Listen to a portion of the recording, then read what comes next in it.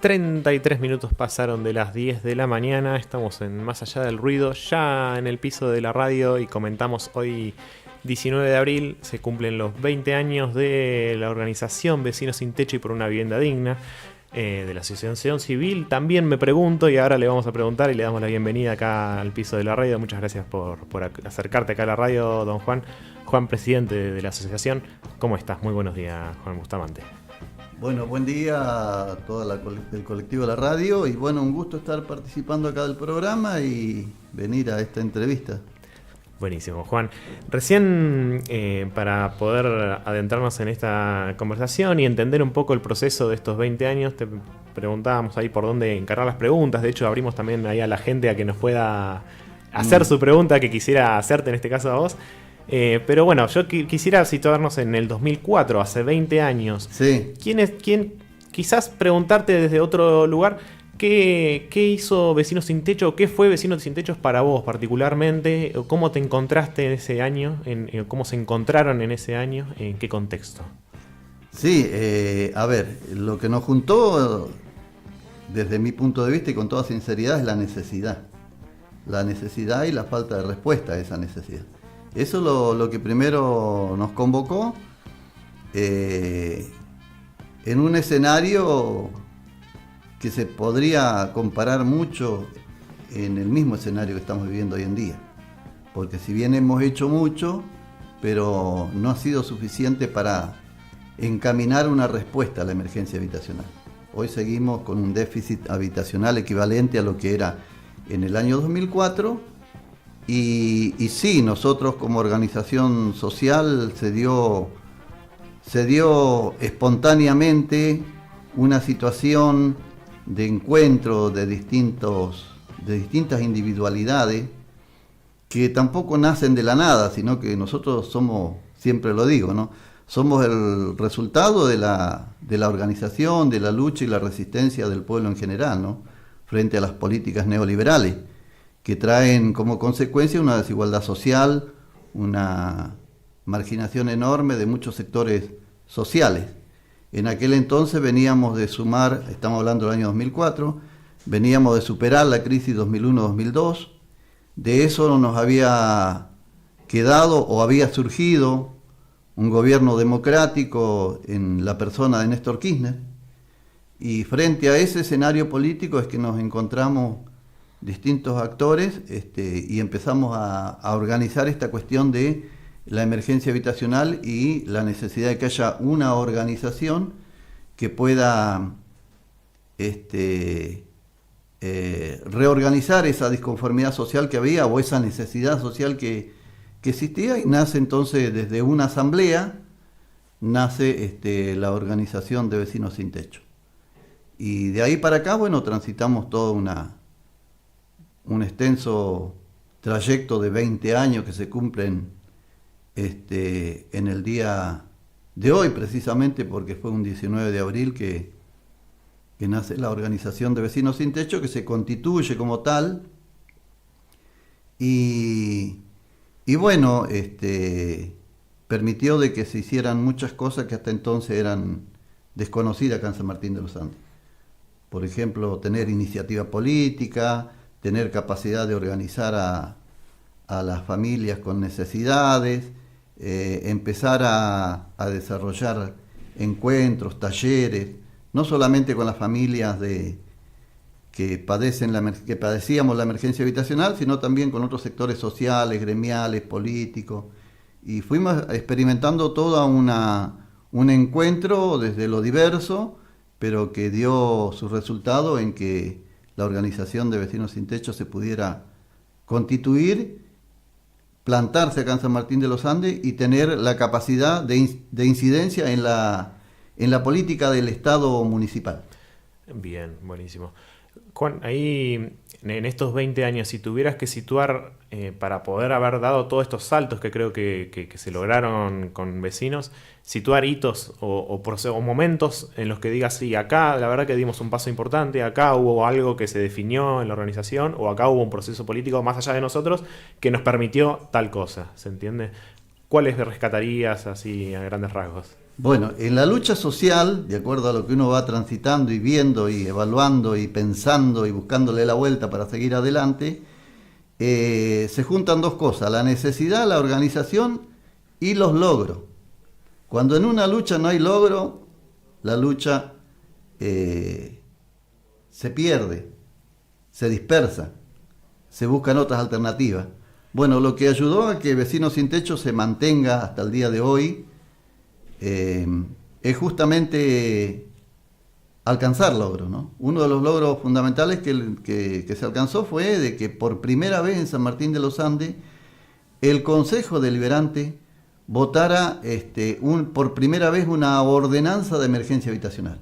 Claro. Cosa que no entraba en la lógica partidocrática de quienes gobernaban en ese momento. ¿Año de esto aproximadamente? Año 2004. 2004 mismo. Más o menos fue en octubre, por el 2004, no tengo tanta memoria para tenerlo todo ahí exactamente la fecha, pero nosotros arrancamos con la movilización de la gente. Eso nos llevó a encontrarnos con el Ejecutivo y el Legislativo, empezar a discutir la agenda de lo que necesitábamos.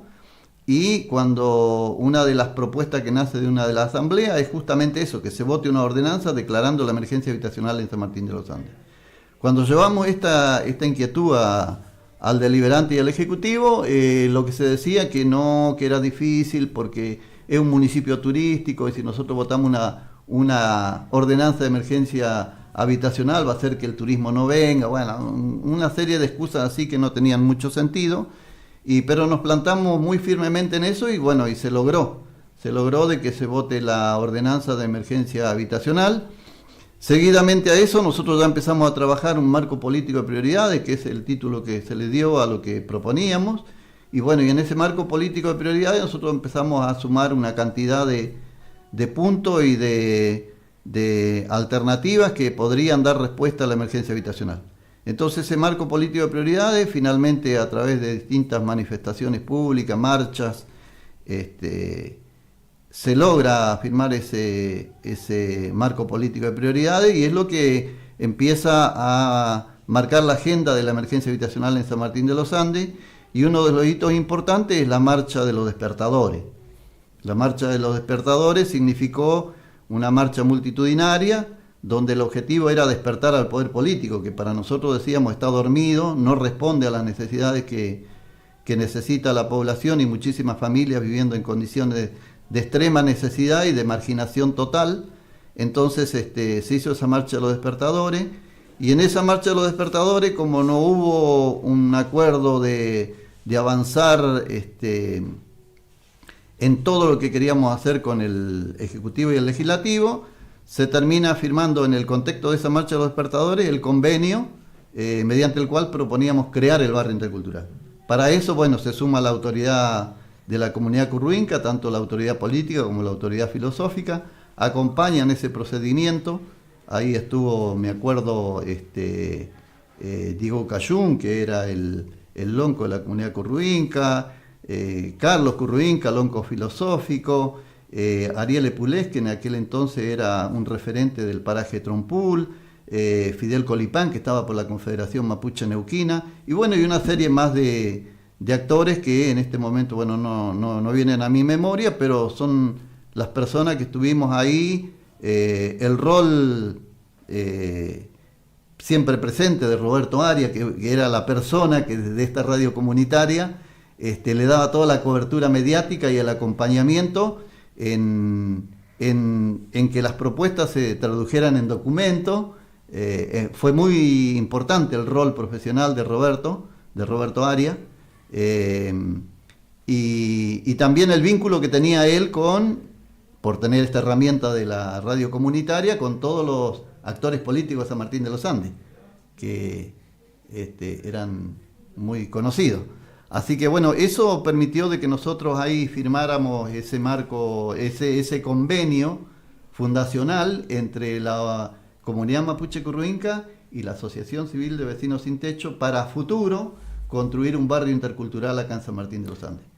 Ese es uno de los hitos importantes que tuvimos. Otro de los hitos importantes también fue la Marcha de la Tortuga.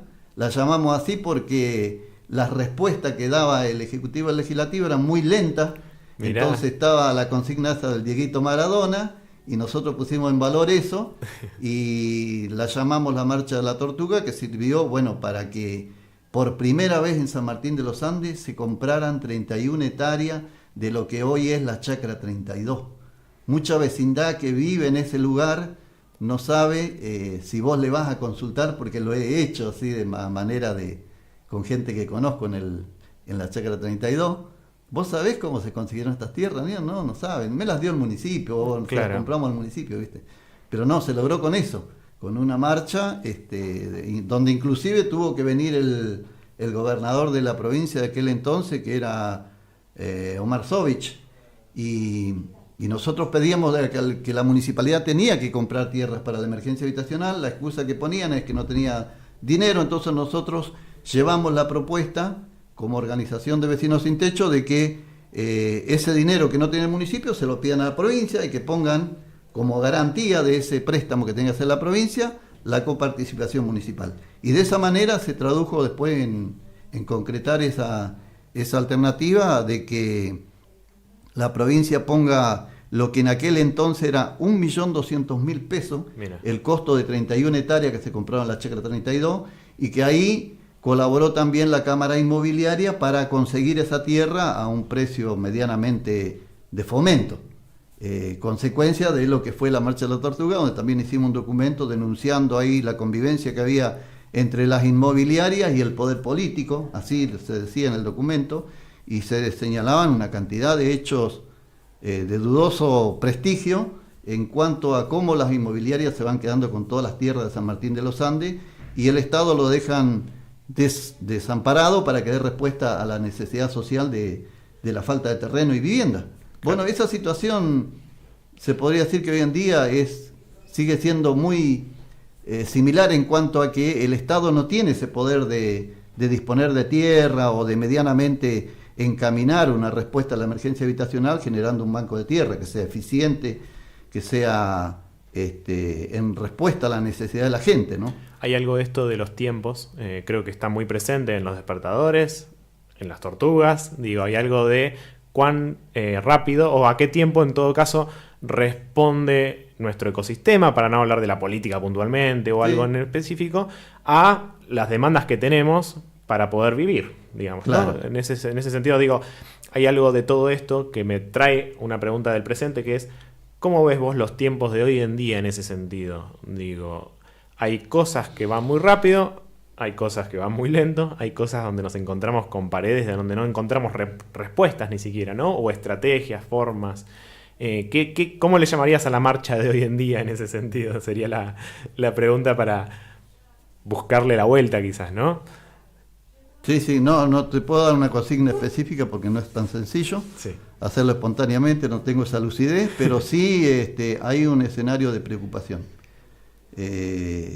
Para mí hubo un avance muy importante en esto de haber podido no solamente generar la propuesta del barrio intercultural, lograr que se compren esas 31 hectáreas, lograr que la emergencia habitacional estuviera en la agenda presidencial cuando vino Néstor Kirchner en el 2005 y que fue lo que empujó para que todo esto fuera posible, tanto la Chacra 32, urbanizarla, el programa federal que comprometió 200 viviendas que se cumplió y el convenio de factibilidad que permitió que el barrio intercultural hoy sea una realidad. Bien.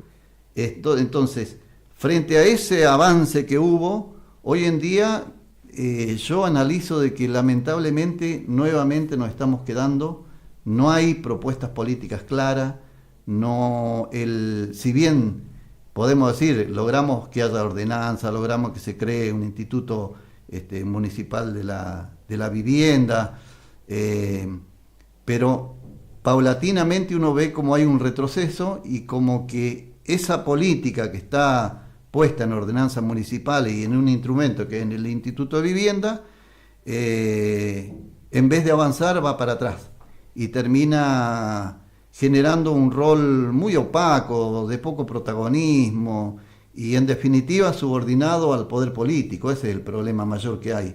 Entonces las pocas alternativas que hay se transforman en un pasatiempo para hacer funcionales a la política que lamentablemente estamos padeciendo. Bueno, eso es lo que en el año 2004, 2005, 2008, nosotros pudimos no solamente denunciar, no solamente protagonizar, sino convertirlo en respuesta real y concreta a la emergencia habitacional. Entonces, lo que está faltando hoy en día es nuevamente reponer fuerzas, energía, autoconvocarnos nuevamente y llamar a que el pueblo sea protagonista. Porque nosotros arrancamos en el año 2004 proponiendo el tema de la emergencia habitacional, registro de demanda habitacional, crear un barrio intercultural que es inédito en el país, es el primer barrio intercultural que existe, verdaderamente intercultural, administrado una política de interculturalidad con capacidad de administrar los fondos nosotros mismos, hacer las casas, hacer obras, no estar de brazos cruzados esperando que el Estado te tiene que dar todo hecho, sino que nosotros somos protagonistas de eso. Bueno, esa era la consigna que nosotros levantábamos, decíamos, tenemos que dejar de ser espectadores de nuestras miserias, de nuestra necesidad y empezar a ser protagonistas. Bueno, yo creo de que hoy en día está faltando algo así. Bien. Falta que nos autoconvoquemos, que nuevamente pongamos la iniciativa en la agenda política y poder empujar para que esto salga adelante. Porque si no es un retroceso que lamentablemente va al ritmo de un gobierno que en este momento es un gobierno nefasto que nuevamente tenemos en nuestro país, que todas las políticas que están llevando adelante es para empobrecer a la nación, y cuando dejan gente sin laburo, gente en la calle, le quitan todos los derechos sociales, lo que se está haciendo es empobreciendo el país.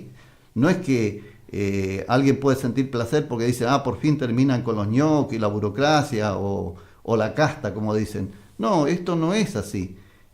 Son medidas donde hay un gobierno que está haciendo una política de transferencia de riqueza desde el pueblo argentino hacia las corporaciones, ni siquiera nacionales, las multinacionales, las que se van a quedar con todas nuestras riquezas y vamos a quedar como un pueblo empobrecido. Esa es la realidad de lo que estamos viviendo hoy en día, desde mi punto de vista, puedo estar equivocado, pero tampoco tenemos un espacio de diálogo donde discutir estas cosas. Entiendo. Y darnos claridad entre nosotros. Mientras tanto nos gana, claro, el sentido común de los medios de comunicación, que ha sido la cobertura mediática para engañar a la gente y hacerlas creer que teniendo un loco desquiciado de presidente, este país puede salir adelante, cosa que es totalmente absurda y no se puede esperar nada de una persona que no está en sus cabales para llevar adelante la conducción de un país. Así que bueno, estas cosas falta nuevamente reflotarlas, sacarlas a la luz y empezar a discutir más profundamente para poder dar respuesta desde lo general hasta lo particular. Bien. Juan, te hago alguna pregunta que nos mandan ahí ya de gente que participa y nos mandó algunas preguntas. Te nombro algunas y ya te invito también a invitar al encuentro que se va a estar realizando mañana. Sí. Por ejemplo, ¿por qué una comunidad de cambio? Nos preguntan. Yo agrego ahí, porque acabas de decirlo del loco desquiciado que gana con un discurso de cambio también, ¿no? Hay algo del cambio en general que viene políticamente jugando. La pregunta de por qué una comunidad de cambio. Claro, a ver, se dieron una cantidad de cosas. Acá vino de visita un escritor, pensador, filósofo, que se llama Leonardo Boff, brasilero. Él estuvo acá en San Martín de los Andes, vino a hacer distintas reuniones y protagonizamos un encuentro ahí en el Salón Municipal. Entonces él traía una propuesta ahí que tenía que ver con esto, de cómo frente al avance del neoliberalismo, cómo la población, el pueblo, las comunidades se empezaban a reorganizar. Entonces él trae esa idea de la comunidad de cambio, que está expresado en documentos que él ha escrito, y nosotros tomamos eso para ponerle al barrio intercultural, comunidad de cambio, haciendo referencia a lo que explicaba Leonardo Boff, que decía que en momentos de crisis, de falta de propuesta, había que necesariamente generar pequeños hitos que, sumados en el futuro, pueden llegar a ser un proceso de cambio como alternativa. Entonces por eso nació el tema de ponerle barrio intercultural, comunidad de cambio, y comunidad también para reivindicar que estamos viviendo en territorio mapuche, donde hay una cultura persistente al Estado argentino, que es el pueblo-nación mapuche, y que tienen ciertos valores que la sociedad moderna los ignora, los desconoce, y que podría ser una buena alternativa para generar una propuesta de convivencia más armónica, no solamente en lo social y en lo humano, sino también en la naturaleza, ¿no? Esto de la convivencia con el medio ambiente, de defender y ser consciente de que el medio en que vivimos es fundamental tener un ambiente sano para también tener una convivencia sana. Entonces es un poco lo que se quiere replicar en el barrio intercultural. Por eso el barrio intercultural tiene características muy particulares, que es el hecho, esto de la circularidad de la vida, las casas están puestas de manera circular, con espacios verdes, se trata de preservar toda la vegetación nativa del lugar, porque estamos en un lugar privilegiado, que antes era área protegida del Parque Nacional Lanín. Bueno, hoy en día hay un barrio intercultural y dentro de la convivencia en el barrio intercultural lo que se hace mucho hincapié es en eso, del cuidado del medio ambiente, porque es esencial para tener una vida saludable, una vida sana, es vivir en armonía con la naturaleza, que es la filosofía de los pueblos originarios. Excelente, creo que lo podemos hablar otro día y sería interesante seguir conversando con los vecinos en general también por esto que va a pasar o está pasando con IDICO y los procesos también de pensar el hábitat y la seguridad también en ese sentido de quienes habitamos todo este territorio. Juan, estamos en crisis, en panorama general, y hay falta de representación, hay falta de propuestas. Mañana tenemos un encuentro que puede ayudarnos a esto. Bueno, mañana, así es, mañana sábado nos vamos a estar juntando al mediodía ahí en el barrio intercultural, una cosa así muy,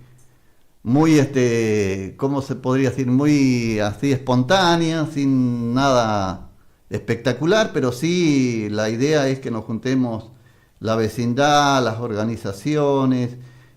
También nos están ahí informando de que viene gente de Chile, de acá del otro lado de la cordillera, de organizaciones sociales y del pueblo mapuche, que van a venir a conocer la experiencia del barrio intercultural. Esto no estaba preparado, sino que coincide justo que ellos tienen un viaje programado para acá, porque desde hace un tiempo se pretende hacer un intercambio cultural entre este lado de la cordillera, acá San Martín de los Andes, zona limítrofe, a través del Paso Internacional de Huaún, y del otro lado hay gente también con mucha experiencia de lucha histórica, y bueno, y hacer este intercambio. Ellos vienen a conocer lo que es el barrio intercultural, porque les interesa también ahí en la disputa territorial que tienen del otro lado de la cordillera, de replicar algo parecido a lo que se ha hecho acá en el barrio. Así que vamos a contar con la visita también de gente que viene del otro lado de la cordillera, y bueno, nos vamos a juntar a compartir una choripaneada a la canasta, como siempre, hacer uso de la palabra, pasar un momento agradable. Van a haber algunos números artísticos y después, bueno, un baile popular entre los asistentes, cosa que en el intercultural ya se viene haciendo como costumbre. Así que bueno, compartir un momento lindo y conmemorar estos 20 años, que ojalá sea el impulso por otros 20 años más. Y fundamentalmente tener la capacidad de llevar adelante políticas públicas que tiendan a dar respuesta eficiente al tema de la falta de vivienda y este abuso que hay en los alquileres y todo lo demás, todas las consecuencias que tiene que padecer la población trabajadora, y que no solamente nos perjudica en el sentido de que se empobrece San Martín de los Andes, sino que fundamentalmente trae consecuencias psicológicas, porque hay familias que se enferman frente a no tener la posibilidad de pagar un alquiler y acceder a una vida digna. Así que hay más que sobradas necesidades, como hoy, como en el año 2004, de que redoblemos esfuerzo y que podamos salir adelante haciendo propuestas superadoras a la emergencia habitacional. Buenísimo, Juan. De vuelta, gracias por acercarte acá al piso de la radio. La seguiremos, es la invitación también a seguir charlando sobre la habitacionalidad, sobre el hábitat, sobre la organización de nuestro pueblo también. Y recordamos entonces la invitación para mañana al mediodía. Vamos a estar reunidos ahí en el barrio intercultural, espacio comunitario. Perfecto. Ya ahí tenemos ahí un lugar está el mural más o menos, en la cocina. Claro, exactamente. Sí. Perfecto. Y es abierto a todo el público. Cualquier vecino o vecina que esté escuchando la radio se puede acercar. Lo vamos a recibir con mucha alegría, como siempre, y bueno, pasar un momento agradable, conmemorando estos 20 años y viendo cómo nos podemos reorganizar para dar un nuevo impulso en dar una respuesta a la emergencia habitacional. Perfecto. Escuchamos entonces a Juan Bustamante, presidente de la Asociación Civil Vecinos Sin Techo y por una Vivienda Digna, Gracias, Juan. Vamos a cerrar esta entrevista. Nos vamos a ir con un tema musical. Crece desde el pie de Alfredo Zitarrosa. Tenemos Farco a las 11 de